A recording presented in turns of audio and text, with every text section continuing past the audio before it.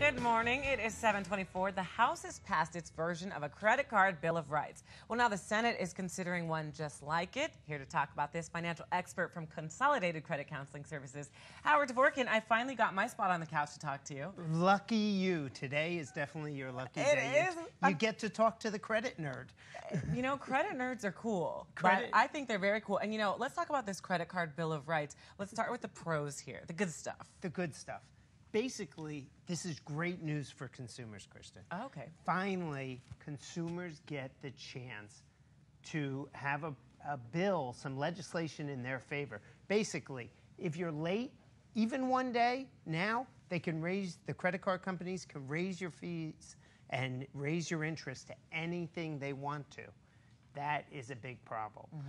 Right, with this new bill, if you're late, they can only raise your rates, but they have to give you 60 days notice. Right now, the bills show that the credit card companies can do whatever they want. It's the only unilateral contract out there. Right. Well, what about these fees? Because we got a text last hour about, you know, I never realized those fees in the fine print. Will this Bill of Rights do anything about those fees? Well, there's a lot of fees going on. Right. Well, first of all, the consumer isn't going to be able to go over their limit, which is a huge fee.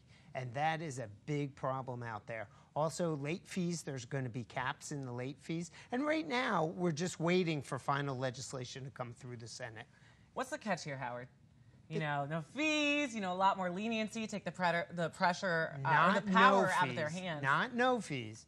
There will be fees, but at least they won't be the $39, and even I've seen fees as high as $45 a month, which are tremendous. If you're trying to get out of debt, those fees will eat you alive. But more importantly, it's fairness. Okay. There has been no fairness for many, many years. The last significant credit card legislation that was on the books was in 1978. I don't know about you, but I wasn't even in diapers, I think, or out of diapers, I guess. Okay, well, there's pros and cons on southflorida.com, but I do want to talk about, you know, it's graduation. A lot of high school seniors are moving on to the big bad world, and those student credit cards are there. Do you think it's a good thing or a bad thing? It's a bad thing. Unfortunately, the students are given credit cards. They're giving credit cards to kids that don't have jobs, and they're hoping that mommy and daddy end up paying for the credit card bills once they start coming in. Unfortunately, these kids get all tangled up,